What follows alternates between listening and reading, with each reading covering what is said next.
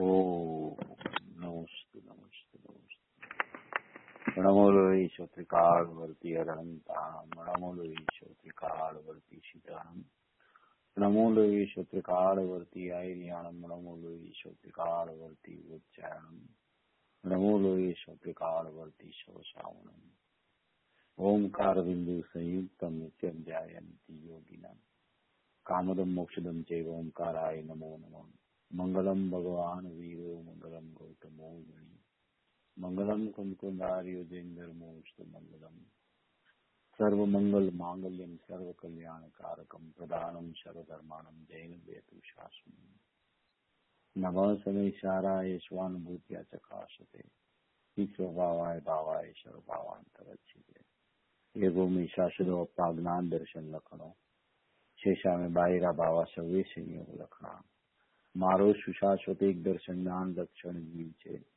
બાકી બધા સંયોગ લક્ષણ ભાવ બુદ્ધિ બાહ્ય છે મેં એક શુદ્ધ સદારૂપી જ્ઞાન દર્શન નહીં કરે તો એને તે મારું જેવું પરમાણુ માત્ર નથી કરે જે જાણતો અનંતને ગુણ દ્રવ્યને પર્યાયપણે તે જીવ જાણે આત્મને કશું મોહ પામે લય કરે નથી અપ્રમત કે પ્રમત નથી જે એક જ્ઞાયક ભાવ છે એ રીત શુદ્ધ કથા એને જે જ્ઞાન તે તો તે જ છે જેમ નેત્ર તેમજ જ્ઞાન નથી કારક નથી વેદ કરે જાણે જે કર્મો દે નિર્જરા બંધ તેમજ મોક્ષ ને ધ્રુવચલ ને અનુપમ ગતિ પામેલ છે દેશિક ને બંદી પહુશ્રુત કેવડી કથિતા સમય પ્રાવૃત હો તું સ્થાપ નિજને મોક્ષ પંથે ત્યાં અનુભવ દેહ ને તેમાં જ નિત્ય વિહાર કર નહીં વિહર પર દ્રવ્યોગી છે ઓમ શ્રી નમઃ શિવાય નમઃ શિવાય નમઃ શિવાય.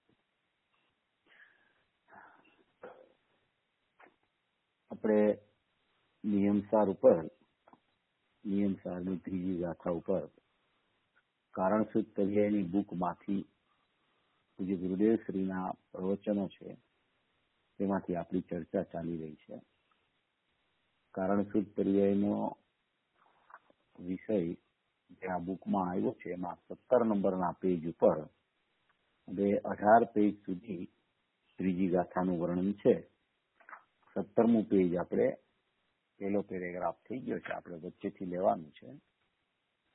નિયમસાર પરમાગમની આ ત્રીજી ગાથા જે છે ત્યાંથી આખો પ્રગટ કરવા માટે ઉપાદેયપણું કોઈ પણ વસ્તુનું હોય, પ્રગટ કરવા માટે ઉપાદેય સમ્યક દર્શન જ્ઞાન ચારિત્રાણી મોક્ષ માર્ગ જે કાર્ય રૂપે પ્રગટ થાય છે એ પ્રગટ કરવા માટે ઉપાદેય છે એવું વર્ણન આમાં ત્રીજી ગાથામાં આવે છે કે નિયમથી કરવા યોગ્ય હોય તો શું, તો કે સમ્યક દર્શન જ્ઞાન ચારિત્રાણી મોક્ષ માર્ગના પરિણામ નિયમથી કરવા યોગ્ય છે અને વ્યવહાર રત્નત્રયના પરિણામ નિષેધવા યોગ્ય છે.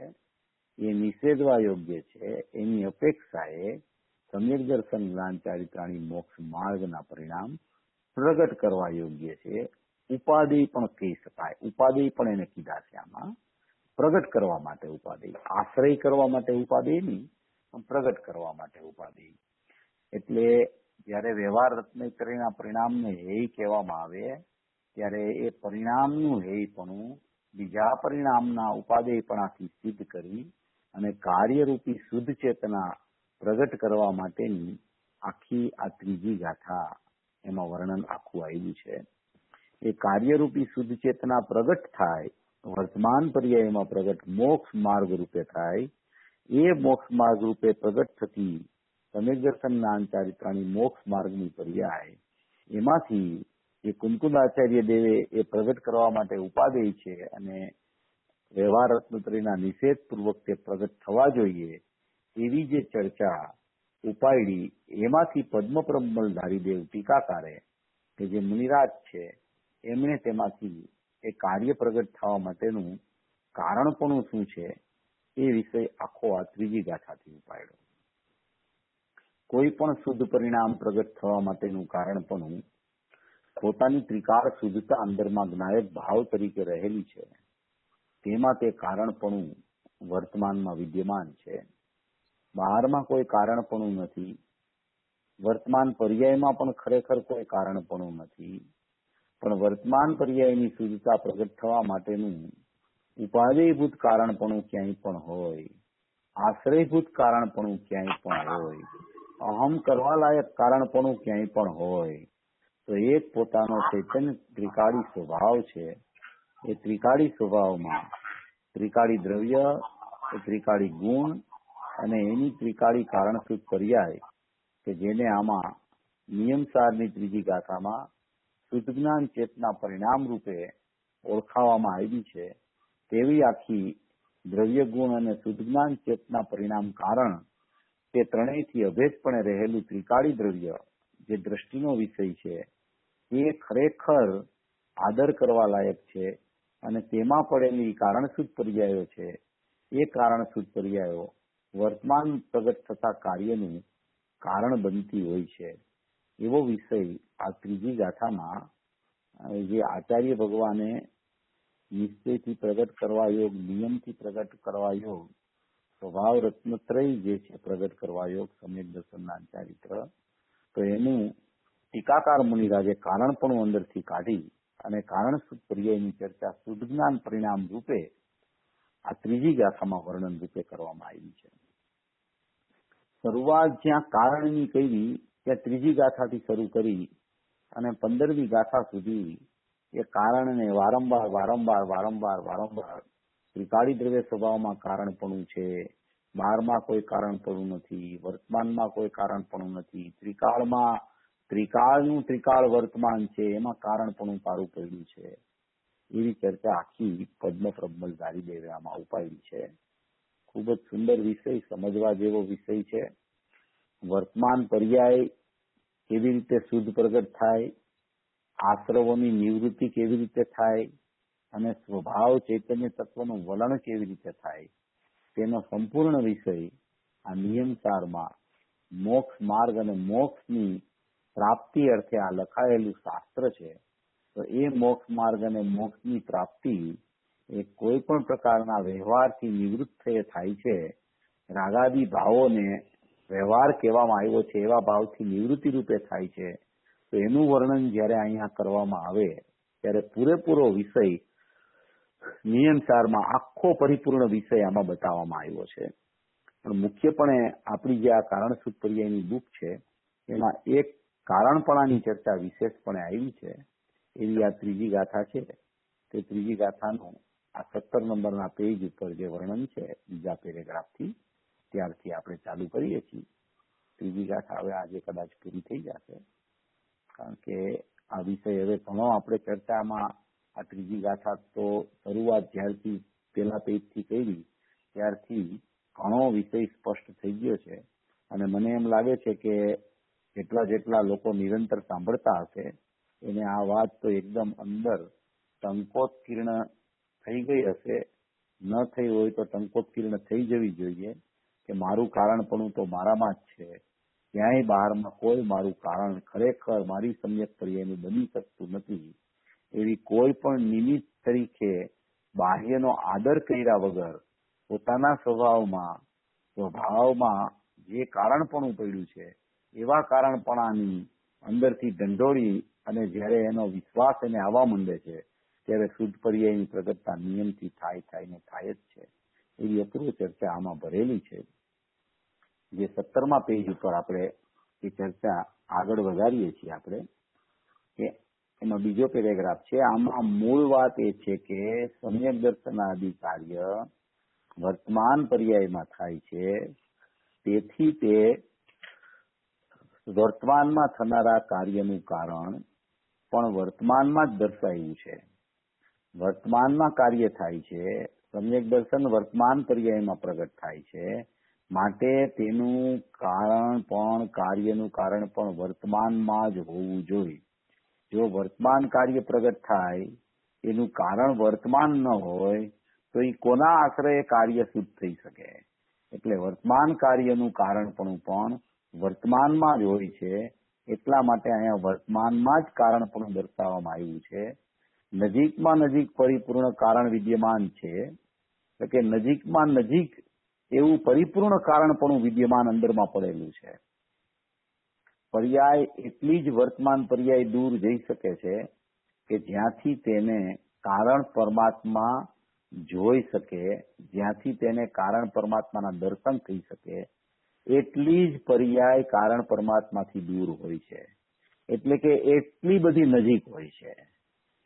એની દૂરતા રાખી અને ક્યાંય દૂર ખરેખર વર્તમાન પર્યાય જઈ જ શકતી નથી કે જે વર્તમાન પર્યાયમાં સમ્યક કાર્ય આવવાનું છે.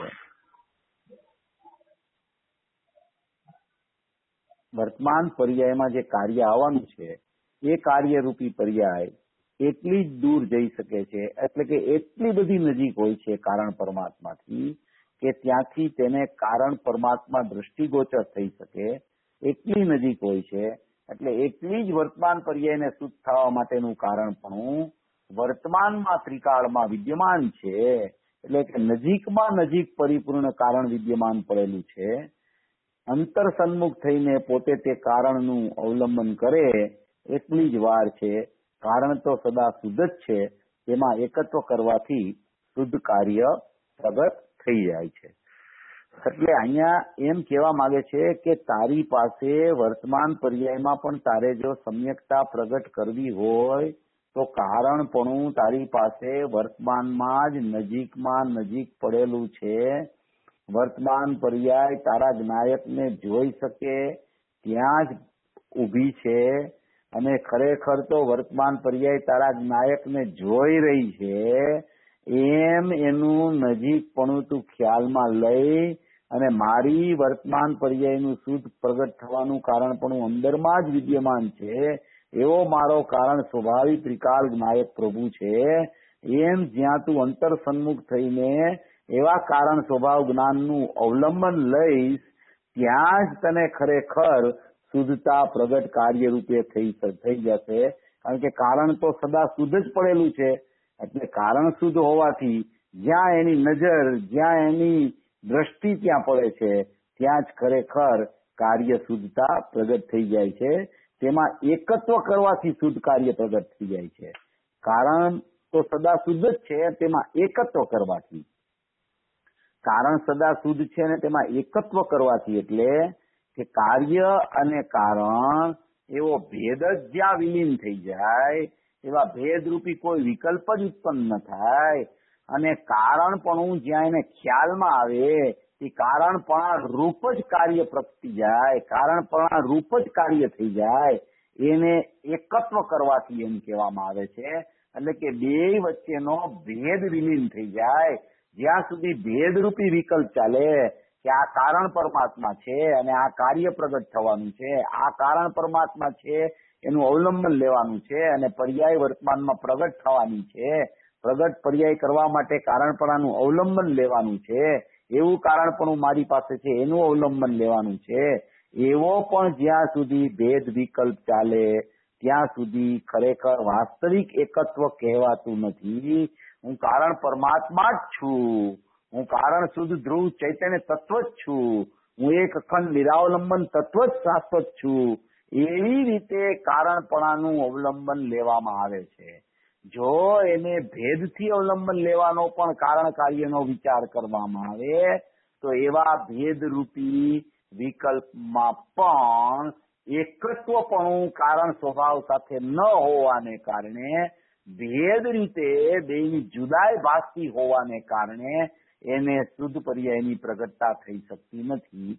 એટલે એકત્વનો અર્થ એ છે કે દ્રવ્ય અને પર્યાય એકત્વ એટલે એક નથી થઈ જતા.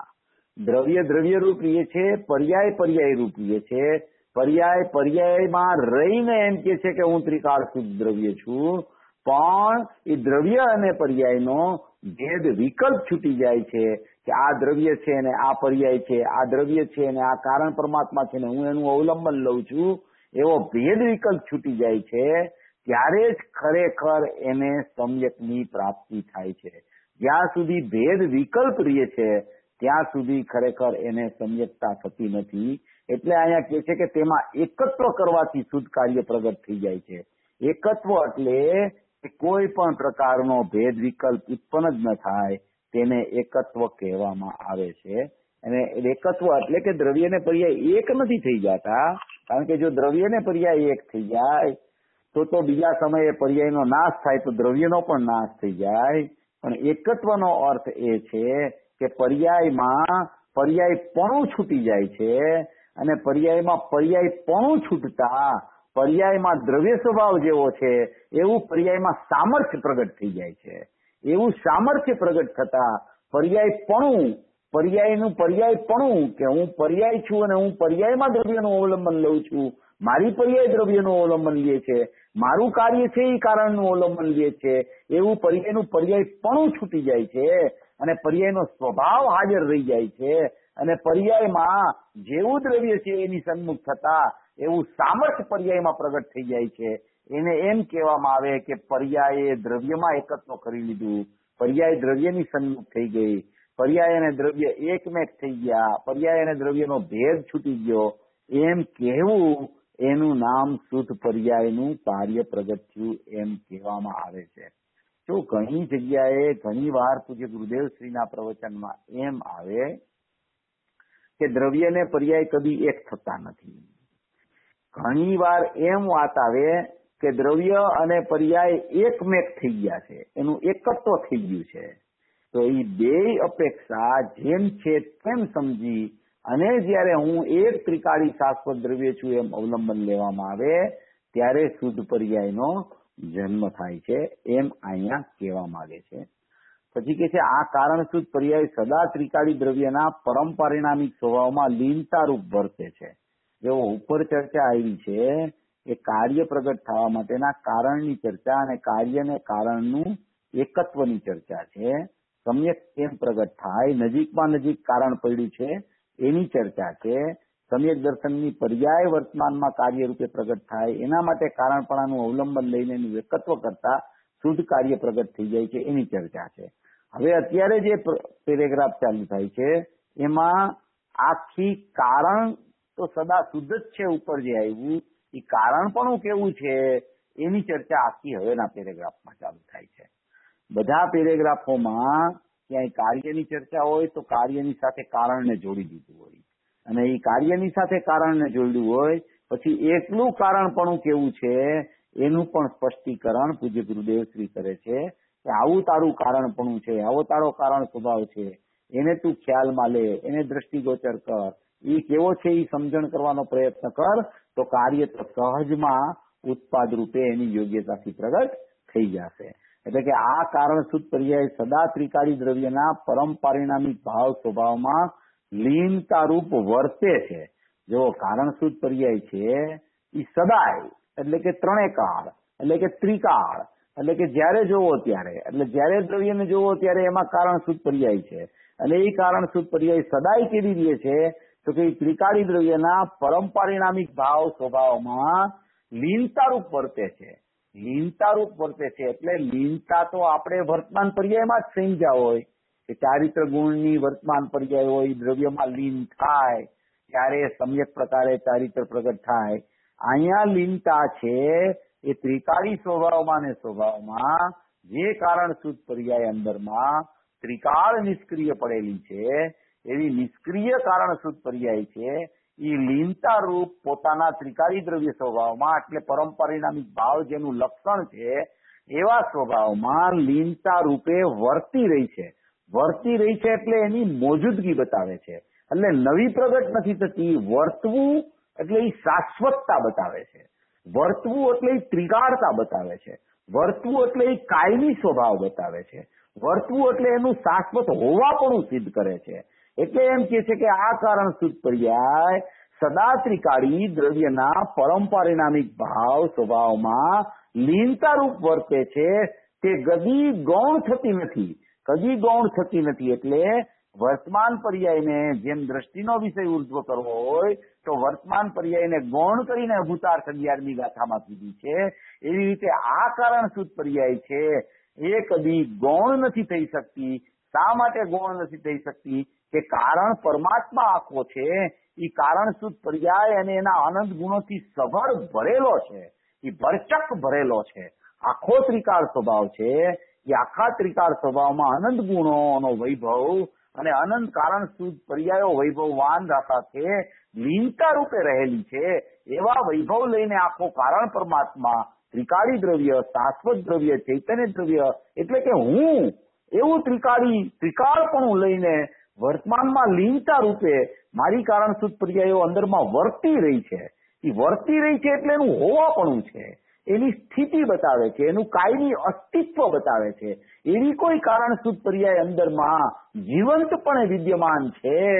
જેમ સિમંદર સ્વામીને જીવંત સ્વામી કહેવામાં આવે છે, એમ આ કારણસૂત્ર પર્યાય જીવંત તરીકે અંદરમાં એ વિદ્યમાન છે અને એ લીનતા રૂપે ત્રિકાળી દ્રવ્યોમાં વિદ્યમાનતા રૂપે રહેલી છે. એનું વર્તવું વર્તવું વર્તવું વર્તવું સદાય ચાલુ છે. સદાય ચાલુ હોવા છતાં ત્યાં કોઈ પણ પ્રકારનું વેદન નથી, ત્યાં કોઈ પણ પ્રકારની ક્રિયા નથી, ત્યાં કોઈ પણ પ્રકારના ઉત્પાદ્ય નથી, ત્યાં કોઈ પણ પ્રકારનું પરિણમન નથી, ત્યાં કોઈ પણ પ્રકારની પ્રગટ થતી શુદ્ધતા કે વ્યય થતી અશુદ્ધતા એવું કોઈ ત્યાં કાર્યપણું નથી.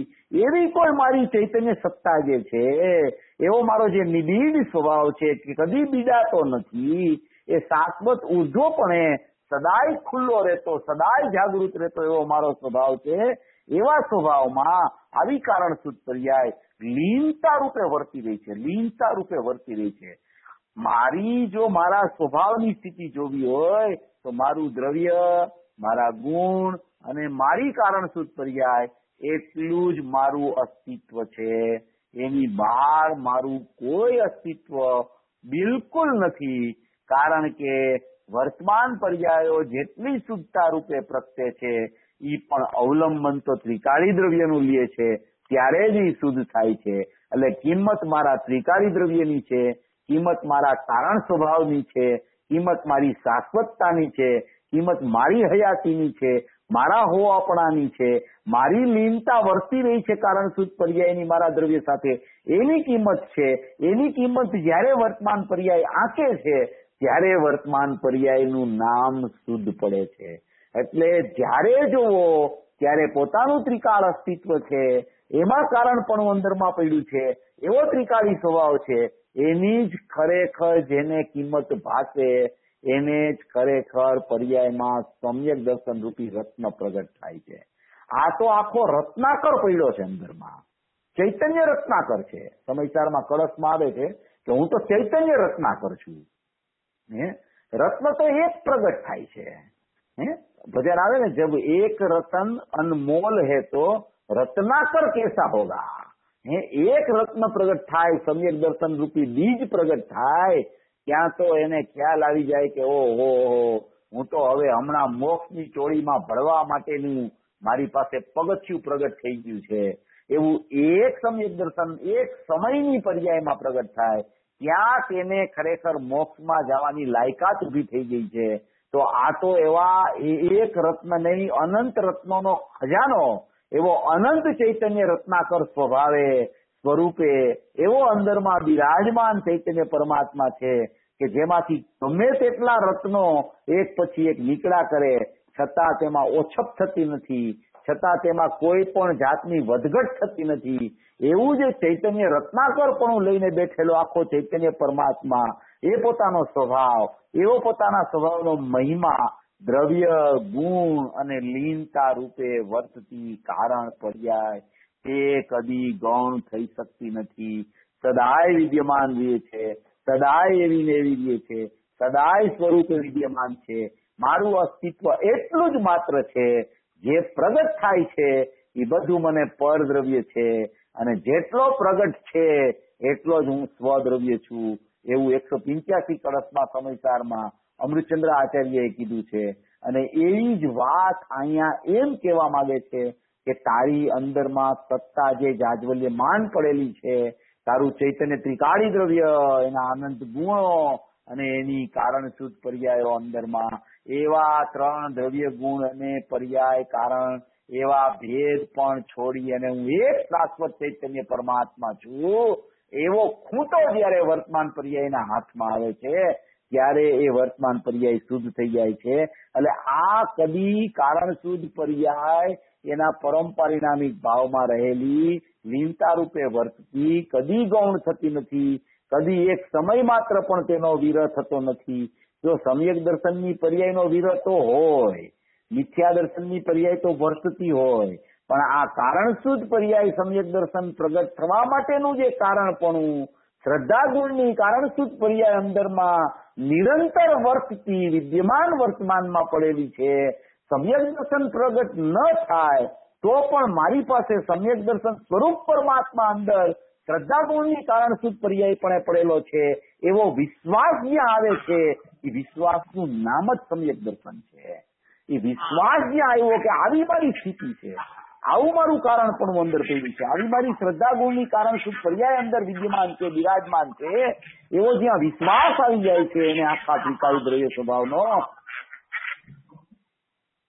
ત્યાં જ એને વર્તમાનમાં શુદ્ધતા રૂપી કાર્ય પ્રગટ થઈ જાય છે. એટલે મુખ્યપણે દ્રવ્ય ગુણ અને ત્રિકાળતા એની જે કારણસૂદ પર્યાય પણ રહેલી છે એટલા સ્વભાવને જીવે ઓળખવાનો છે. એટલે તે કદી એક સમય માત્ર પણ તેનો વિરહ થતો નથી, કારણસૂદ પર્યાયનો એક સમય માત્ર વિરહ થતો નથી, ગૌણ કદી થતી નથી, ઓજલ પણ કદી થઈ શકતી નથી, સદાય પ્રગટ રૂપ છે. દ્રષ્ટિના વિષયમાં પણ તે અભેદ રૂપે આવી જાય છે. જો દ્રષ્ટિના વિષયમાં તે અભેદ રૂપે આવી જાય છે એટલે દ્રવ્ય ગુણ અને કારણસૂદ પર્યાય એ ત્રણેયનું અભેદપણું છે તે ખરેખર દ્રષ્ટિનો વિષય છે. એવો દ્રષ્ટિનો વિષય પ્રત્યેક જીવ પાસે વિદ્યમાન છે. કોઈ જીવ ચાહે નિગોદનો જીવ હો તો પણ આવો દ્રષ્ટિનો વિષય એની પાસે વિદ્યમાન છે. એવો દ્રષ્ટિનો વિષય પરિપૂર્ણ દરેક જીવ પાસે વર્તમાનમાં મોજૂદ છે. એમાં કારણપણું પડેલું છે એવો જ્યાં વિશ્વાસ આવે છે ત્યાં સમ્યક દર્શન જ્ઞાન ચારિત્રાણી મોક્ષ માર્ગની પ્રગટતા થઈ જાય છે. અંતર સ્મુખ સ્વભાવ તરફ ધડવામાં દ્રવ્ય ગુણ અને કારણસૂદ પર્યાય એ ત્રણેયની અભેદતાનું અવલંબન હોય છે. તેના અવલંબનથી સમ્યક દર્શન આદિ નિર્મળ પર્યાયો પ્રગટ થઈ જાય છે. તે પર્યાયો ઉત્પાદ્ય રૂપ છે. જો અંતર્મુખ સ્વભાવ તરફ ધડવામાં દ્રવ્ય ગુણ અને કારણસૂદ પર્યાય એ ત્રણેયની અભેદતાનું અવલંબન હોય છે. જો એમાં પણ અંદરમાં એને ભેદ દેખાયા કરે કે આ દ્રવ્ય છે, આનંદ ગુણ છે, આ એની અનંત કારણસૂદ પર્યાય છે, અને હું મારું શ્રદ્ધાન પ્રગટ કરવા માટે શ્રદ્ધાની કારણસૂદ પર્યાયનું અવલંબન લઉં છું, તો એટલો કારણસૂદ પર્યાયનો જ્યાં ભેદ પડે છે, સમજણ માટે દ્રવ્ય ગુણ અને કારણસૂદ પર્યાય સમજવા જ્ઞાનમાં અત્યંત જરૂરી છે. અને શ્રદ્ધા અભેદપણે પરિણમન કરાવવા માટે એ ભેદ છે એ જ્ઞાનમાં જાણવામાં આવતા હોવા છતાં જયારે અભેદનું વલણ ચાલુ થાય છે ત્યારે એવા ભેદો જયારે છૂટે ત્યારે શ્રદ્ધા અહીંયા અભેદ તરફ પ્રયાણ કરી શકે છે. એટલે અવલંબન લેવા માટે અંદરમાં કોઈ ભેદો જોવાના નથી, જાણવા માટે બધા ભેદો અંદર વિદ્યમાન છે. અને જાણવું જયારે સાચું થાય છે ત્યારે જ અંદરના ભેદોનું સ્વરૂપ વિલીન થઈને શ્રદ્ધા સમ્યકપણે અવલંબન લઈને સમ્યકપણે પરિણમી જાય છે. એટલે એમ કે છે કે અંતર્મુખ સ્વભાવ તરફ ધડવામાં દ્રવ્ય ગુણ અને કારણસૂદ પર્યાય એ ત્રણેયની અભેદતાનું અવલંબન હોય છે. અને તેના અવલંબનથી સમ્યક દર્શન આદિ નિર્મળ પર્યાયો પ્રગટ થઈ જાય છે. તે પર્યાયો ઉત્પાદ્ય રૂપ છે. ચૈતન્યનો પરિપૂર્ણ ધ્રુવપિંડ વર્તમાનમાં કારણ રૂપે પ્રવર્તમાન થઈ રહ્યો છે, એમાં એકાગ્ર થઈને તેનું મનન કરવાથી મોક્ષ માર્ગ પ્રગટ થઈ જાય છે. ધ્રુવ કારણના અવલંબનથી જે મોક્ષ માર્ગ પ્રગટ થયો તે કાર્ય નિયમ છે. એટલે કે તે જ ખરું કરવા યોગ્ય કાર્ય છે. તેના સિવાય જે રાગનું અથવા વ્યવહારનું અવલંબન છે તે ખરું કર્તવ્ય નથી. મોક્ષ માર્ગમાં સાથે સાથે વ્યવહાર રત્નત્રય પણ હોય છે, પરંતુ તે કર્તવ્ય નથી. જે વ્યવહાર રત્નત્રય અથવા રાગને કર્તવ્ય માને છે તે જીવ મોક્ષ માર્ગમાં આવ્યો જ નથી. એટલે એમ કહેવા માંગે છે કે આ અંતર્મુખ સ્વભાવ તરફ ધડતા દ્રવ્ય ગુણ ને કારણસૂદ પર્યાયની અભેદતાનું અવલંબન લઈએ ત્યારે સમ્યક દર્શન રૂપી નિર્મળ પર્યાયો પ્રગટ થાય. અને એ પ્રગટ થતી જેટલી નિર્મળ પર્યાયો છે તે ઉત્પાદ્ય રૂપ હોય છે. એટલે કે સમ્યકતાનો ઉત્પાદ અને મિથ્યાત્વનો વ્યય અને ધ્રુવનું અવલંબન. ધ્રુવનું અવલંબનમાં શું લેવું તો કે ધ્રુવના અવલંબનમાં એનું ત્રિકાળ દ્રવ્ય, એના આનંદ ગુણો અને એની અનંત કારણસૂદ પર્યાયો એ ત્રણેયનું અભેદપણું છે એને ધ્રુવ કહેવામાં આવે છે. અને એ ધ્રુવનું અવલંબન જ્યાં ઉત્પાદ પર્યાય લે છે ત્યાં જ પૂર્વમાં મિથ્યાત્વ પર્યાય હતી એના વ્યયપૂર્વક સમ્યક દર્શનની પર્યાયનો ઉત્પાદ અને અવલંબન ધ્રુવનું એવી રીતે ઉત્પાદ્ય ધ્રુવયુક્તમ સત એક સમયમાં હોય છે, એવી રીતે આવા ધ્રુવનું અવલંબન લેતા, અભેદતાનું અવલંબન લેતા, ત્રણેયનો ભેદ ન પાડતા, ત્રણેય સંબંધી ગુણના પણ વિકલ્પો ન કરતા, કારણસૂચ પર્યાયના પણ વિકલ્પો ન કરતા, સંપૂર્ણપણે ધ્યેયને અખંડપણે જોતા, ધ્યેયમાં ગુણભેદ નહીં અને કારણસૂચ પર્યાયનો ભેદ પણ નહીં, અને જ્ઞેય બને એમાં કોઈ પર્યાયનો ભેદ પણ એને ન ભાસે, ત્યારે ધ્યેયપૂર્વક જ્ઞેયની સ્થિતિ એક સમયમાં થતા સમ્યક દર્શન જ્ઞાન ચારિત્રાણી મોક્ષ માર્ગની પ્રગટતા થાય છે. એવું આ ધ્યેયનું સ્વરૂપ જે છે એ આમાં બતાવે છે. ધ્યેય છે તે ત્રિકાળી દ્રવ્ય છે, સાધકપણું છે તે વર્તમાન મોક્ષ માર્ગની અવસ્થા છે, અને સાધ્યપણું છે તેને મોક્ષ કહેવામાં આવે છે. એટલે ચૈતન્યનો પરિપૂર્ણ ધ્રુવપિંડ વર્તમાનમાં કારણ રૂપે પ્રવર્તમાન થઈ રહ્યું છે, તેમાં એકાગ્ર થઈને તેનું મનન કરવાથી મોક્ષ માર્ગ પ્રગટ થઈ જાય છે. જુઓ, એકાગ્ર થઈને મનન કરવાથી મોક્ષ માર્ગ પ્રગટ થાય છે. કોઈ પણ જીવને સીધો કદી મોક્ષ પ્રગટ થઈ શકતો નથી. વચ્ચે મોક્ષ માર્ગનું સ્ટેપ પેલા સમ્યક દર્શનનું આવે. એવા સમ્યક દર્શન જ્ઞાન ચારિત્રાણી મોક્ષ માર્ગ ચતુર્થ ગુણ સ્થાને પ્રગટ થયા બાદ જ ક્રમે એને મોક્ષની પર્યાય ક્રમસર પ્રગટ થાય છે. એનો ક્રમ એવો છે કે પ્રથમ મોક્ષ માર્ગ પ્રગટ થાય છે અને ત્યાર પછી મોક્ષ પ્રગટ થાય છે. એટલે સમ્યક દર્શન પૂર્વક ચારિત્ર હોય છે, એટલે સમ્યક દર્શનને કારણ પણ કહે છે અને ચારિત્રને કાર્ય પણ કહેવામાં આવે છે. અને એ સમ્યક દર્શનને કારણ કીધું, એવા સમ્યક દર્શનનું કારણ કોણ? તો કે સમ્યક દર્શનનું કારણ ત્રિકાળી દ્રવ્ય સ્વભાવ. તો કે ત્રિકાળી દ્રવ્ય સ્વભાવમાં એનું કારણ કોણ? તો કે એની શ્રદ્ધા ગુણની કારણ સૂત પર્યાય એનું કારણ પડે છે. એમ ત્રિકાળી દ્રવ્ય, એના અનંત ગુણો, એની અનંત ગુણોની અનંત કારણ સૂત પર્યાય, એ અનંત કારણ સૂત પર્યાયમાં શ્રદ્ધાની કારણ સૂત પર્યાય શ્રદ્ધા ગુણની સમ્યક દર્શનના કારણ પડે, જ્ઞાનની કારણ સૂત પર્યાય જ્ઞાનના સમ્યકપણાને કારણે કારણ બને, અને ચારિત્રની કારણ સૂત પર્યાય ચારિત્રની સ્વરૂપાચરણ ચારિત્ર પ્રગટ થાય ચતુર્થ ગુણ સ્થાને, ત્યારે એમાં એ કારણપણું એનું પ્રગટ કરે, કારણપણે કારણ બને. આવી રીતે મોક્ષ માર્ગ પ્રગટ થાય, અને ધ્રુવ કારણના અવલંબનથી જે મોક્ષ માર્ગ પ્રગટ થયો તે કાર્ય નિયમ છે. કારણ નિયમના આશ્રયે જે પ્રગટ થાય એને કાર્ય નિયમ કહેવામાં આવે છે. એટલે જ કહે છે કે ખરેખર ખરું કરવા યોગ્ય કાર્ય આ જ છે. એટલે કે તે જ ખરું કરવા યોગ્ય કાર્ય છે. કયું? તો કે સમ્યક દર્શન પ્રગટ કરવા યોગ્ય કાર્ય છે. તેના સિવાય જે રાગનું અથવા વ્યવહારનું અવલંબન છે તે ખરું કર્તવ્ય નથી. રાગ એટલે પરલક્ષ્ય થતો ભાવ, અને એને વ્યવહાર કીધો. વ્યવહાર શા માટે કીધો? કે જેને મોક્ષ માર્ગ પ્રગટ થાય એને આવો વ્યવહાર ઉદ્ભવિત થાય છે, માટે એને વ્યવહાર કહેવામાં આવે છે. કે એ કાંઈ ખરેખર કર્તવ્ય નથી. મોક્ષ માર્ગમાં સાથે સાથે વ્યવહાર રત્નત્રય પણ હોય છે. જો મોક્ષ માર્ગ જેને પ્રગટ થાય એને સાથે સાથે વ્યવહાર રત્નત્રય પણ હોય છે. એટલે સાધકપણું મોક્ષ માર્ગમાં પ્રગટ થયું તો સાધક ભાવ જ્યાં સુધી હોય ત્યાં સુધી બાધકપણું વ્યવહાર રત્નત્રય રૂપે રાગ પણ એની સાથે રહેલો હોય. એટલે કે મોક્ષ માર્ગ રૂપી પરિણમન જ્યાં સુધી ચાલે ત્યાં સુધી મોક્ષ માર્ગ અને સાથે સાથે બાધક રૂપે રાગની અવસ્થા પણ ચાલતી હોય છે.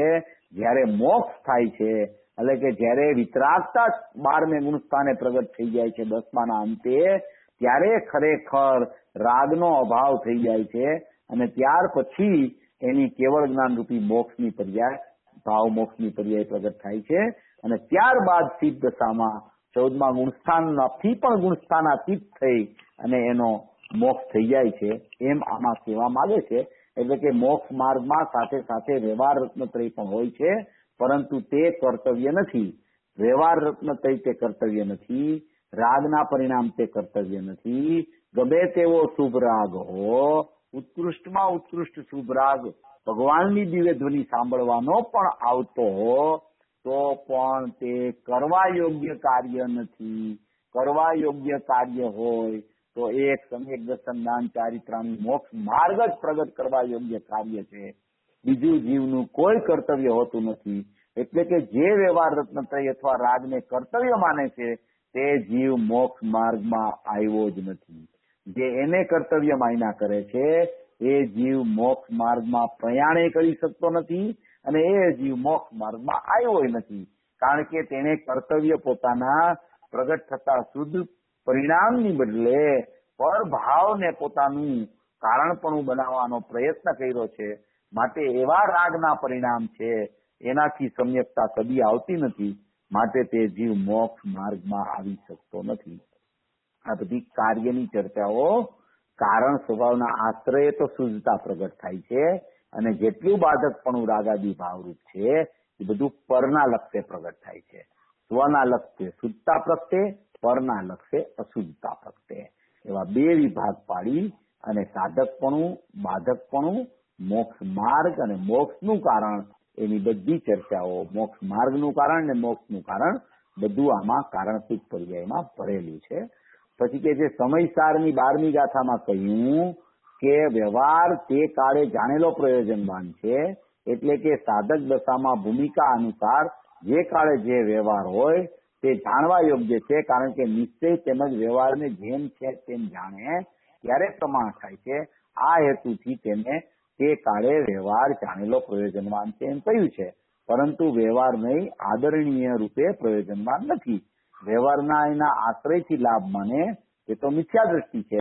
આચાર્ય ભગવાને વ્યવહાર નહીંનો આશ્રય છોડાવીને નિશ્ચય નહીંના આશ્રય જ મોક્ષ થવાનું સ્પષ્ટ રીતે દર્શાવ્યું છે, પરંતુ અજ્ઞાની જીવો એને ભૂલીને તથા આ 12મી ગાથા વગેરેના અર્થને પણ યથાર્થ રીતે ન સમજીને પોતાની વિપરીત માન્યતાનું પોષણ કરે છે. જો 12મી ગાથાની જે ચર્ચા સમયસાર પરમાગમની 12મી ગાથાની ચર્ચામાં આવી, એ 12મી ગાથા પેલા તો વ્યવહાર સઘળો અભૂતાર્થ છે એવી 11મી ગાથા, જે 11મી ગાથામાં સમ્યક દર્શન જે જીવને પ્રગટ થઈ ગયું એવા જીવને વિકલ્પાત્મક દશામાં જે 12મી ગાથાનું પરિણમન હોય એનો વિષય એની વિકલ્પાત્મક દશાની નો વિષય છે.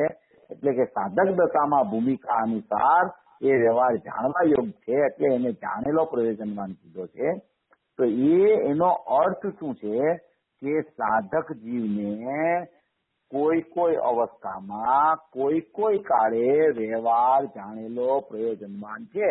એટલે કે કોઈ અવસ્થામાં, એટલે જ્ઞાનીને મિથ્યા દ્રષ્ટિને નહીં, જ્ઞાનીને નિર્વિકલ્પ અવસ્થામાં નહીં, જ્ઞાનીની સવિકલ્પ અવસ્થામાં જયારે આત્માથી ઉપયોગ છૂટી જાય ત્યારે એની સવિકલ્પ દશામાં જયારે રાગાદી ભાવનું પરિણમન હોય ત્યારે એને કોઈ કાળે, એટલે કે સવિકલ્પ દશામાં, નિર્વિકલ્પ દશાના કાળે નહીં, મિથ્યા દ્રષ્ટિને પણ નહીં, સાધકને પોતાની વિકલ્પાત્મક દશામાં જેટલો રાગ હોય એવું જ્ઞાન એને વર્તતું હોય છે. મોક્ષ માર્ગ એનો પ્રગટ થઈ ગયો એટલે સમ્યક જ્ઞાનમાં વ્યવહાર કેવો છે એવું જ્ઞાન પણ એનો નિશ્ચયનો અંશ છે. એ નિશ્ચય અને વ્યવહાર ભાવશ્રુત જ્ઞાનમાં પ્રગટ્યા તો એવો વ્યવહાર જે છે એવા વ્યવહારનું જ્ઞાન પણ એને સાથે સાથે સાધક દશામાં ચાલતું હોય છે. એ જ્ઞાન ચાલતું હોય છે, એવા જ્ઞાનને જાણતા આવો રાગ છે એવી ખબર પડે છે. એને એમ કહેવામાં આવે છે કે સાધકને ભૂમિકા અનુસાર વ્યવહાર તે કાળે જાણેલો પ્રયોજનવાન છે. આ જાણેલો પ્રયોજનવાનનો અર્થ પણ ગુરુદેવે એક વખત એમને વાત થઈ અને કોઈએ કહેલું કે ખરેખર તો પરિજ્ઞાય માનહ એમ ત્યાં 12મી ગાથામાં લખ્યું છે. એનો અર્થ તો જણાયેલો પ્રયોજનવાન થાય છે, જાણેલો પ્રયોજનવાન નથી થતો એમ પૂજ્ય ગુરુદેવશ્રીને કીધું. ત્યારે પૂજ્ય ગુરુદેવશ્રીએ કીધું કે અમને તે વાત ઈષ્ટ છે, જણાયેલો પ્રયોજનવાન છે. ખરેખર એમ જ કેવું છે, અહીંયા ગુરુદેવે એમ કીધું એ ખરેખર અહીંયા એમ જ કહેવા માંગે છે. પણ પરિજ્ઞાય માનહ એવો શબ્દ છે 12મી ગાથામાં, જોઈ લેજો. તો એમાં એમ કીધું છે કે એ જાણેલો પ્રયોજનવાન એવો અર્થ નથી થતો, જણાયેલો પ્રયોજનવાન એવો અર્થ થાય છે. એટલે જણાયેલો પ્રયોજનવાન છે એને જાણેલો પ્રયોજનવાન કહેવામાં કઈ વાંધો નથી, પણ એનું વાચ્ય એના ખ્યાલમાં આવવું જોઈએ કે સાધક પણ આવો એને રાગ હોય છે, એને જાણેલો પ્રયોજનવાન એટલે એને જાણવા નથી જાતો, એ જ્ઞાનમાં સ્થિત હોય છે. એના જ્ઞાનમાં જ એવી એક જ્ઞાનની પર્યાયમાં જ્ઞેયાકારપણું પ્રગટ થઈ જાય છે. કે બહારમાં રાગાદી ભાવ જ્ઞેય રૂપે હોય તો એ રાગાદી ભાવનું જ્ઞેયાકાર જ્ઞાન એને વર્તતું હોય છે. એને એમ કહેવામાં આવે કે સાધકને તે કાળે નિર્વિકલ્પ અવસ્થામાં નહીં, સવિકલ્પ અવસ્થામાં જ્યારે એનો ઉપયોગ બહાર ગયો હોય, પરિણતિ પ્રતીતિ રૂપ અંદર ચાલતી હોય, સર્વગુણાસ્તે સમ્યકત્વ થઈ ગયું તો બધા ગુણોનો એક અંશ પ્રતીતિ સાથે વર્તતો હોય એવી પરિણતિના કાળે ઉપયોગ જ્યારે ઉપયોગવાનને છોડી અને ઉપયોગ જ્યારે ઉપયોગમાં વર્તતો હોય એવી જ્ઞેયાકાર જ્ઞાન દશામાં વર્તતો હોય ત્યારે રાગાદી ભાવ ત્યાં વિદ્યમાન છે એવું જ્ઞેયાકાર જ્ઞાન પ્રગટ થાય. એ જ્ઞાનમાં જ્ઞેયાકાર જ્ઞાનને જાણતા એને ખબર પડે કે આવો મારી દશામાં પણ હજી રાગ વર્તે છે, એટલે ત્યાંથી પાછો સાધક એ રાગથી વ્યાવૃત થઈ ઉપયોગને ઓળંગી ઉપયોગવાનમાં ચાલ્યો જાય તો પાછો એને શુદ્ધ ઉપયોગ આવી જાય છે. એવી દશા સાધકની હોય છે. એવો આ 12મી ગાથાના વ્યવહાર તે કાળે જાણેલો પ્રયોજનવાન છે. તેનો અર્થ છે તે કાળે એટલે તે સમયે જેટલો રાગ છે એનું જ્ઞાન એને વર્તે છે. કારણ કે સાધક દશા હોય તો બાધકપણું હોય ને હોય. જયારે સાધ્ય દશા થાય, પૂર્ણ દશા મોક્ષ થઈ જાય ત્યારે કાંઈ બાધકપણું ન હોય. મિથ્યા દ્રષ્ટિને તો બધું બાધક જ છે અને સમ્યક દ્રષ્ટિને સાધકની સાથે બાધકપણું છે.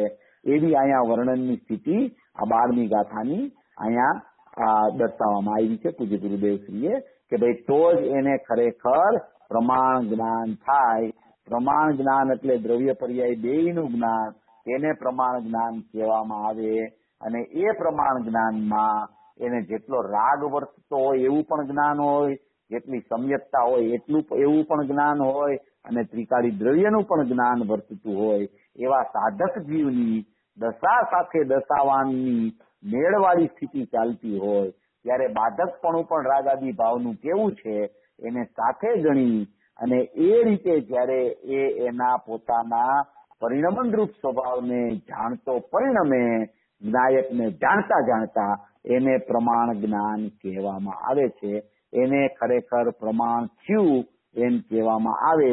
એવું પ્રમાણ જ્ઞાન સાધકને વિકલ્પાત્મક દશામાં વર્તતું હોય છે.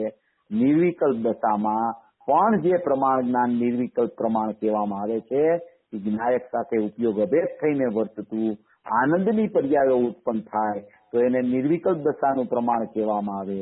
વિકલ્પાત્મક દશાનું પ્રમાણ હોય એમાં જ્ઞાયક સાથે એની પ્રતીતિ ચાલતી હોય, ઉપયોગ છે એ બહાર ચાલ્યો ગયો હોય ઉપયોગવાનથી છૂટીને, તો એમાં જ્ઞાયકનું પણ જ્ઞાન વર્તે અને રાગાદી ભાવનું પણ જ્ઞાન વર્તે તો એ વિકલ્પાત્મક પ્રમાણ જ્ઞાનની કહેવામાં આવે. એટલે એમ કે છે કે આ હેતુથી તેને તે કાળે વ્યવહાર જાણેલો પ્રયોજનવાન છે એમ અહીંયા કહ્યું. પણ વ્યવહાર નહીં આદરણીય રૂપે પ્રયોજનવાન નથી. જો વ્યવહાર નહીંનો આદર કરવા માંડે તો સાધક દશાનું સાધકપણું જાય અને મિથ્યા દ્રષ્ટિ પાછો થઈ જાય. એટલે વ્યવહાર નહીં કોઈ અપેક્ષાએ પણ આદરણીય બિલકુલ નથી. વ્યવહારની અપેક્ષાએ સત્યાર્થ હોવા છતાં આદર કરવા માટે સદાય અસત્યાર્થ છે, સર્વથા અસત્યાર્થ છે. એટલે વ્યવહાર નહીં આદરણીય રૂપે કદી પણ પ્રયોજનવાન થઈ શકતો નથી. વ્યવહાર નહીંના આશ્રયથી લાભ માને તો તે મિથ્યા દ્રષ્ટિ છે. વ્યવહાર હોય એને જાણે પણ જો જાણીને એમાં લાભ બુદ્ધિ થવા માંડે તો પાછું સમ્યક દર્શનની જગ્યાએ પણ મિથ્યા દર્શન થઈ જાય. પણ ગુરુદેવે કીધું છે કે આપણે તો અહીંયા પડવાની કોઈ ચર્ચા હોતી જ નથી. જે જીવ સમ્યકથી થયો એ તો આગળ જ વધવાનો છે. એનું તો સમ્યક અપ્રતિહત હોય છે. પણ મિથ્યા દ્રષ્ટિએ પણ જે જીવ સમ્યક ન પામ્યો હોય એવા જીવે પણ વ્યવહારનો આશ્રય બિલકુલ લેવો નહીં. પોતાનું ત્રિકાળી દ્રવ્ય, એના આનંદ ગુણો, એની અનંત કારણ શુદ્ધ પર્યાયથી સબર આખો ત્રિકાળ દ્રષ્ટિનો વિષય છે. એનું જ અવલંબન લેવાનો પ્રયત્ન કરવો અને વર્તમાન પર્યાયમાં જે વિભાવ વર્તતો હોય ત્યાંથી તેનો નિષેધ કરીને વ્યાવૃત થઈ અને પોતાની પર્યાયમાં જ્ઞાયક ભાવનું સામર્થ્ય કેવી રીતે આવે એનો જ ખરેખર પુરુષાર્થ પૂર્વક પોતાના ત્રિકાળી સ્વભાવનું અવલંબન લેવાનો મિથ્યા દ્રષ્ટિએ પણ પ્રયત્ન કરવો. વ્યવહાર આદરણીય છે ને વ્યવહાર જાણવા માટે પ્રયોજનવાન છે, વ્યવહાર આટલો તો હોવો જોઈએ. પૂજ્ય ગુરુદેવશ્રીએ પ્રવચન રત્નાકરમાં પેલા ભાગમાં 146માં પાના ઉપર આ વર્ણન કરેલું છે, વાંચી લેજો કોઈને વાંચવું હોય તો, કે એમાં મિથ્યા દ્રષ્ટિ દલીલ કરે છે કે પર્યાય છે તો કરીને, પર્યાય અવસ્તુ તો નથી ને, પર્યાયનું જ્ઞાન તો કરવું જોઈએ ને, પર્યાય કાંઈ દ્રવ્ય અને પર્યાય બે દ્રવ્ય તો નથી ને, એમ કરી કરી કરી કરી અને પર્યાયની પુષ્ટિ કરે છે. એ જીવ મિથ્યા દ્રષ્ટિ છે અને એ જીવ એનું મિથ્યાત્વ છોડી શકતો નથી. એટલે ક્યાંય પણ પર્યાયની પ્રીતિ ન થઈ જાય, પર્યાયનું અહમ નિરંતર ન રહ્યા કરે, અને જ્યાં સુધી એવી પ્રીતિ ને અહમ ત્યાં રહીએ છે ત્યાં સુધી આ કારણ પરમાત્મા અંદર બિરાજમાન છે, એના ગુણો અંદર શાશ્વતપણે બિરાજમાન છે, એની કારણ શુદ્ધ પર્યાયો સદાય બિરાજમાન છે, જે લીનતા રૂપે વર્તી રહી છે, એવો ધ્રુવપિંડ છે વર્તમાનમાં, એનું અવલંબન ત્યાં સુધી આવી શકતું નથી.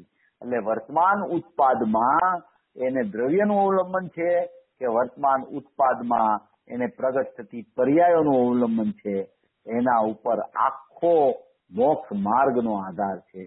મૂળમાં વાત તો એટલી છે કે આશ્રવ જાય અને સંવર પ્રગટ કેવી રીતે થાય એ કળા શીખવા જેવી છે. એ વિદ્યા આપણને પૂજ્ય ગુરુદેવશ્રીએ શીખવાડી છે કે તારા શાશ્વત પરમાત્મામાં કોઈ પણ પ્રકારનો વિભાવ બિલકુલ નથી, અને એ બિલકુલ નથી માટે તારે એવા સ્વભાવને જોવાનો છે, વિભાવને દૂર કરવાનો પ્રયત્ન જે જીવ કરે છે એ વિભાવને જ જોયા કરે છે, અને જેમાં વિભાવ નથી એવા સ્વભાવને જોવાનો જે પ્રયત્ન કરે છે અને એ પ્રયત્ન એનો સફળ થાય છે તો આશ્રવની ઉત્પત્તિ જ થતી નથી. એને જ કહેવાય આશ્રવને દૂર કર્યો. આશ્રવને જોવાથી કદી આશ્રવ દૂર થતો નથી, વ્યવહારને જોવાથી કદી વ્યવહારનો નાશ થતો નથી, અભાવ થતો નથી, અસત્યાગ થતો નથી. જ્યાં નિશ્ચય સ્વભાવી પોતાના સ્વભાવને ત્રિકાળી તત્વને જોવે છે ત્યાં જ વ્યવહારનું આદરણીયપણું છૂટી જાય છે. એમ આમાં કહેવા માંગે છે કે વ્યવહાર નહીંના આશ્રયથી લાભ માને મિથ્યા દ્રષ્ટિ છે.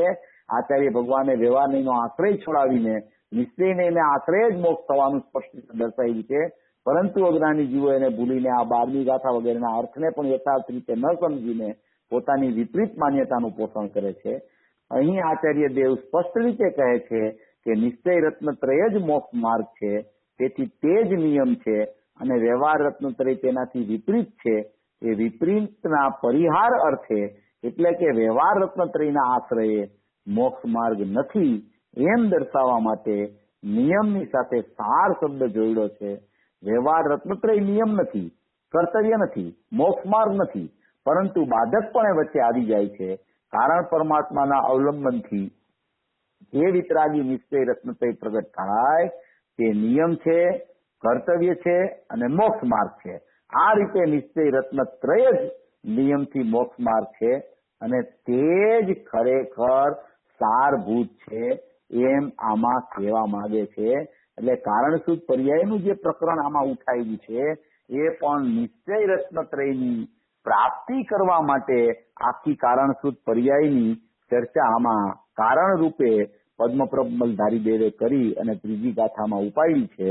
આ ત્રીજી ગાથાનો વિષય અહીંયા પૂરો થયો, પણ એમાં જે ત્રીજી ગાથા ખરેખર છે ને એમાં જે વિષય આવ્યો છે ને એમાં એક જ્ઞાન, શ્રદ્ધા અને ચારિત્ર્યની ચર્ચા પણ ખૂબ સુંદર આમાં આચાર્ય ભગવાને લીધી છે. એ ચર્ચા ખૂબ અગત્યની છે, ખૂબ પ્રયોજનભૂત છે. એ જરા હું તમારી સામે વાંચું છું 2-4 મિનિટમાં, પછી એનો આપણે એવું હશે તો આવતા રવિવારે એ વિષય પણ થોડો લઈ લેશું, એટલે ત્રીજી ગાથાનું સંપૂર્ણ રહસ્ય આપણા ખ્યાલમાં આવી જાય. કારણશુદ્ધ પર્યાયની સ્પષ્ટતા તો આમાં કારણપણે આવેલી જ છે.